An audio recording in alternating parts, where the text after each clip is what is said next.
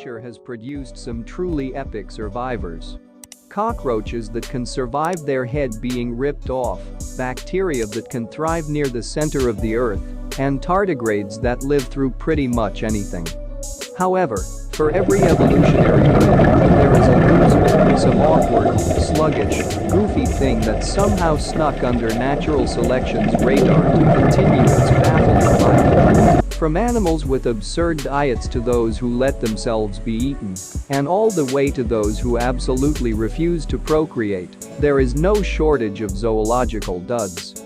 This list brings together 10 of the biggest offenders, 10 animals with zero survival instincts. There are a lot of good reasons for an animal to have tusks. We can use them for defense, spearing prey, digging up roots, mating displays, and more. If there is an absolute worst reason for having tusks, however, it goes to babirussas, whose tusks primarily kill the animals, slowly and painfully.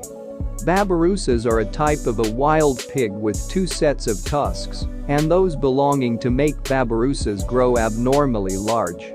The upper pair grow throughout the male's lives, becoming longer and longer, until, for no sensible reason, they curve backward and down, piercing the pig's skulls.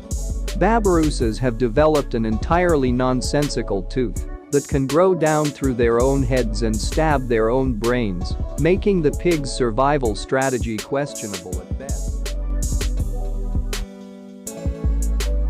We could argue that mice and rats have some of the best survival instincts of the animal kingdom. Homeowners can attest to how hard it can be to clean the pests out. But when mice and rats become infected by one specific parasite, they are literally mind-controlled into forgetting how to survive. Enter zombie rats. The parasite toxoplasma and primarily infects cats, but its hypnotic effects only work on rodents. When cats shed the protozoans in their feces, mice and rats will often eat the feces and become infected themselves. TN then alters the rodent's genes to remove its aversion to cat odors, particularly their urine.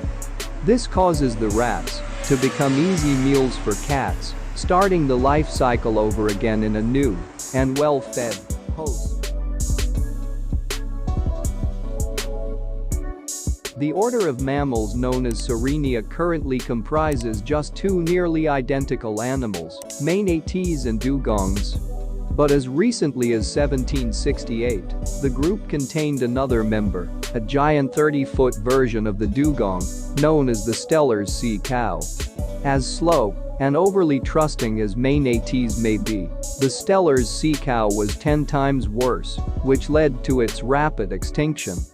Within the 27 years of its discovery by humans, the Steller's sea cow was extinct. Undoubtedly, our ancestors need to accept most of the blame, but the cow earns its fair share too. Over their 30-foot length, the animals were all blubber and had no instinct to protect themselves at all. They were friendly and approached boats, similar to manatees today, and it led to 27 years of easy hunting followed by infinite years of non-existence. Unfortunately, because of habitat loss and competition with humans, cheetahs are now limited to just a few thousand individuals in a small fraction of their former territory. This has turned the cheetah gene pool into a puddle, to put it mildly. Modern cheetahs are inbred, and it has worsened their health and reproduction. To make matters worse, modern cheetahs do their very best to prevent scientists from saving them. In order to rescue the species, scientists have genotyped cheetahs in captivity to determine the least related individuals to hopefully breed them. The problem is that cheetahs, whether related, have no game. Attempts to breed suitable individuals fail more often than they succeed because of captive cheetah females keeping odd ovulation cycles and all captive cheetahs feeling too stressed to properly mate.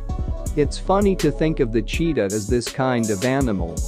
We're used to seeing these animals run at lightning speeds, hunting down their prey like top predators. But the cheetah goes to show you what humans can do to a once mighty predator. Unfortunately, if you've never heard of a kakapo, that makes sense. There are only about 200 kakapos, or owl parrots, alive today. You can only find them on 2 small islands off the coast of New Zealand. The reason for their lack of success, aside from the obvious human activity, is that kakapos are too sweet, too dumb, and too defenseless. Their primary means of defense is sitting still and hoping that they're green enough to be invisible, which did not serve them well when encountering humans and their hunting dogs. They're also painfully slow to breed and are just as painfully prone to attempting sex with non-kakapos. Anything even vaguely round and kakapo-sized is a target for misguided males, much to the chagrin of the few remaining female kakapos.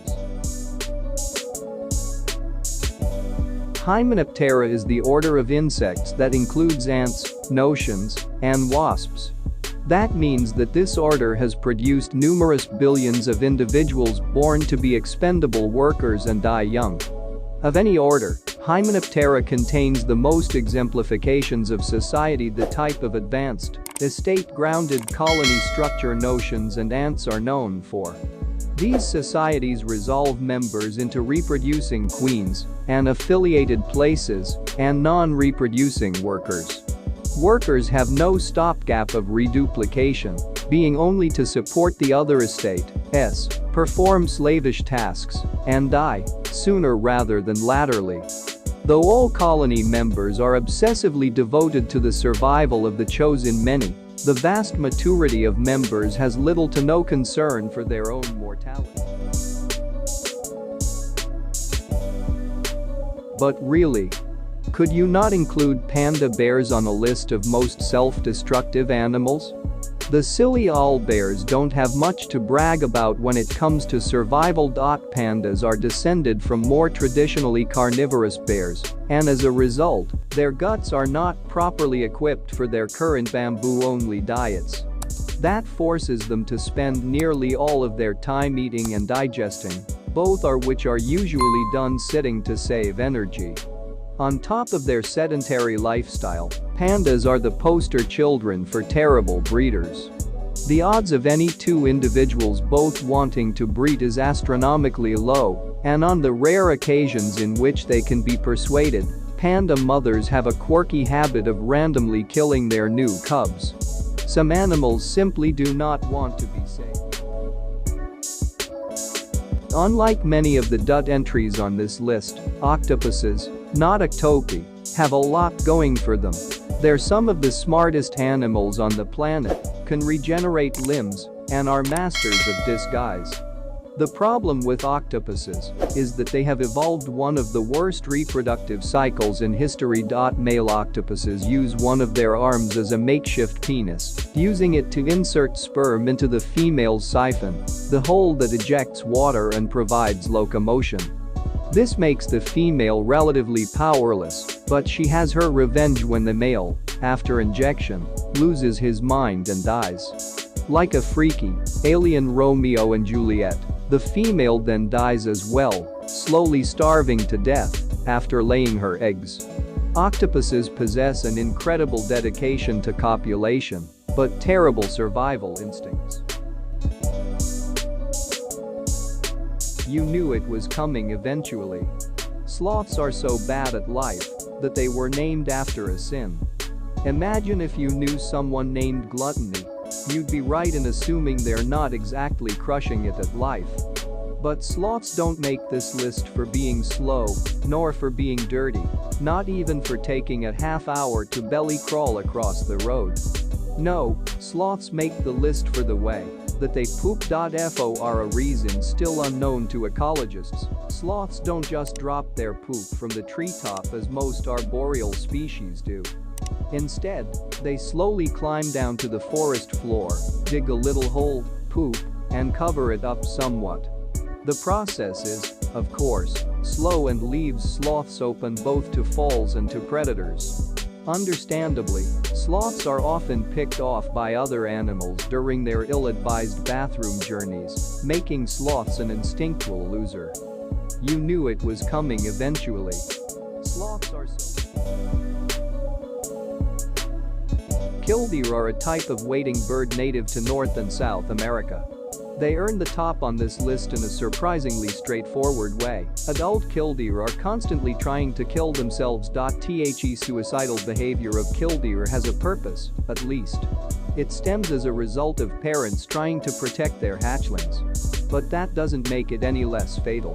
One tactic mother killdeer will use upon spotting predators is the broken wing display. Talk about taking a bullet for your kids. The mother will feign a broken wing in order to be chased themselves rather than their children. This, of course, often leads to their death. Another strategy killdeer will employ is the ungulate display, in which the bird lowers its head and charges predators, often accomplishing nothing except one killdeer being killed. Killdeer are a type of wading bird native to North